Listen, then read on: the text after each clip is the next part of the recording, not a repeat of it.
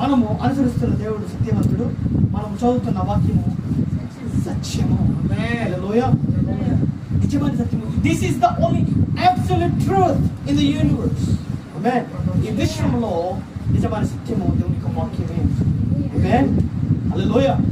దేవుని యొక్క వాక్యమే. ఆమేన్. సో ఇది నెబుకద్నెజరు అర్థం చేసుకున్నాడు. ఏమని అర్థం చేసుకున్నాడు? కారణం ఏంటి? దేవుని నామాన్ని మహిమపరుస్తున్నాడు, దేవుని యొక్క నామమును ఘనపరుస్తున్నాడు. అండ్ మరి ముఖ్యంగా దేవుడు నిజమైన రాజు ఈ విశ్వానికి అనేసి ఎందుకు డిసిషన్ తీసుకున్నాడంటే ముఖ్య కారణం ఏంటి? దేవుడు సత్యవంతుడు. అదే ముఖ్య కారణం.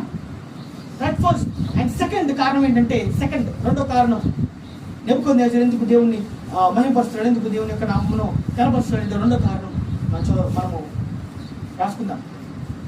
రెండో కారణం ఏంటంటే, ఎందుకంటే దేవుని మార్గాలు